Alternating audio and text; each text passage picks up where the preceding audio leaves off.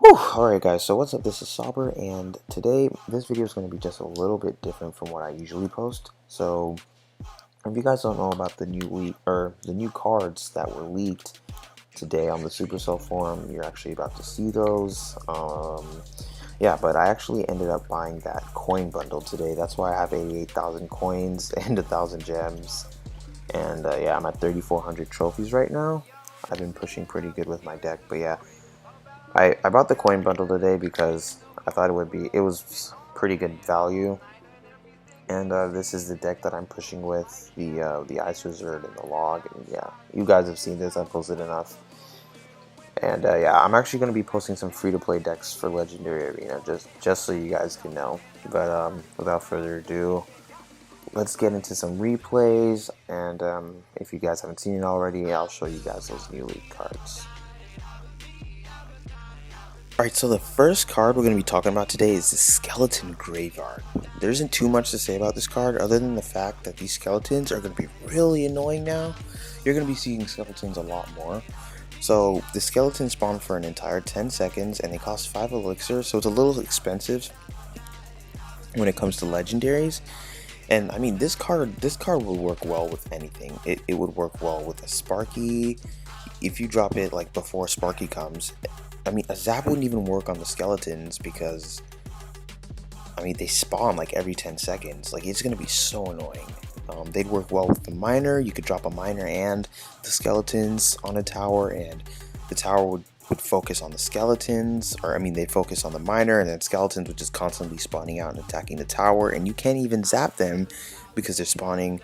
If you have a hog rider and then you drop the skeletons in the middle of your opponent's map, then, or in the middle of your opponent's side, and they drop a cannon or an inferno or whatever to defend against your hog, the cannon or inferno is going to be focused on the skeletons, and the skeletons are going to be attacking whatever defense they drop.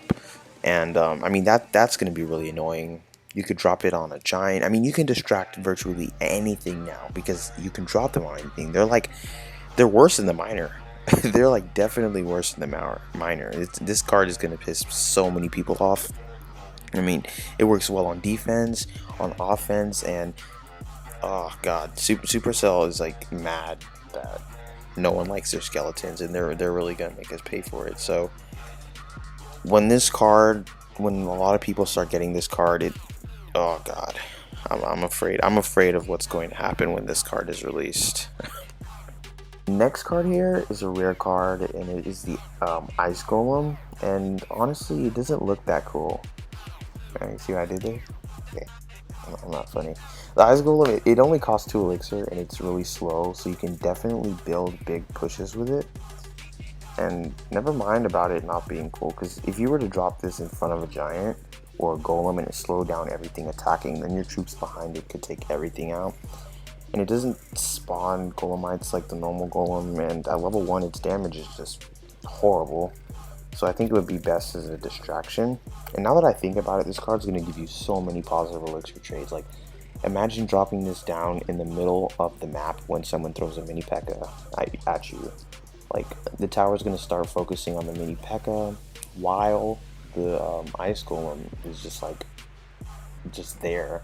And then when the mini P.E.K.K.A. eventually takes the Ice Golem out, it's going to get slowed down by the death damage, and your tower could probably take it out. So like things like princes or a lumberjack or whatever, like you can use the Ice Golem to defend against it and almost always get that positive elixir trade. Because when you use like goblins or fire spirits or something to defend against these troops, usually they'll just zap them. So and the Ice Golem can't be zapped, and at level 1 it has 625 hit points, so imagine like level 7, like tournament standards, how much HP it's going to have. It's going to have quite a bit of HP, so never mind about it not being cool. It's actually going to be, wow, that's actually a really cool card now that I think about it, because it's going to have a lot more HP and it's really cheap. So yeah, I'm actually pretty excited about this card.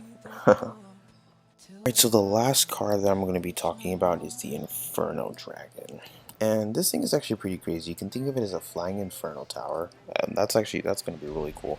So it flies at a medium speed, so that means it's slower than a baby dragon. You can't pair it up with a baby dragon, but it walks, or it flies.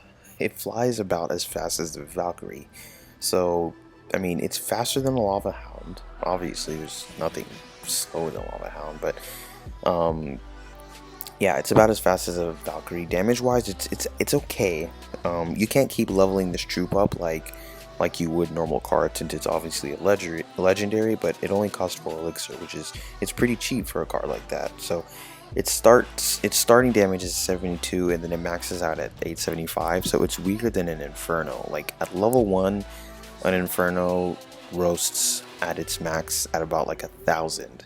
So it's weaker. Its max damage is weaker than a level 1 Inferno. But I mean, for a flying troop, for 4 elixir, I think that's awesome. You could probably pair this up with an Inferno tower, like on the other side.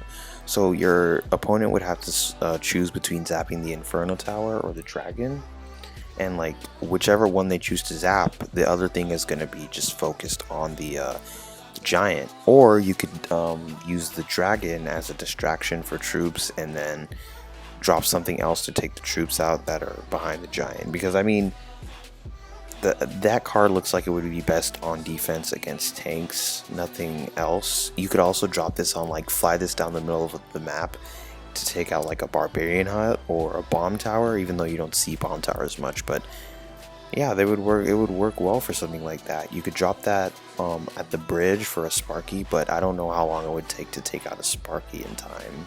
But you might not need the zap against Sparky now, because you could drop that, and then actually no, you may need the zap. Never mind, don't listen to me.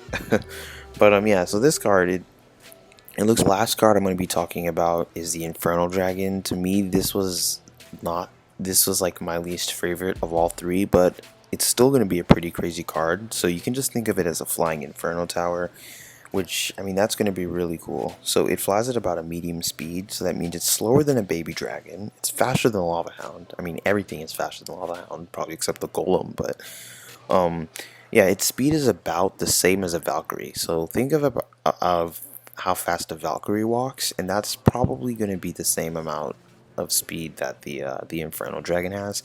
And this card looks like it's pretty much going to be a defensive card. Like it doesn't do it can only damage one target at a time, just like the Inferno Tower. So this would be best as to take out something like a giant.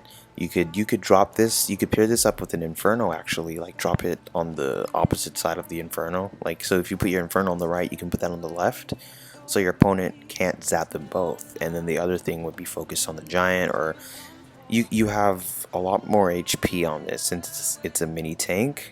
You could distract troops with it, and then take those troops out with ground troops. So I mean, there's a couple little cool things you can do with it.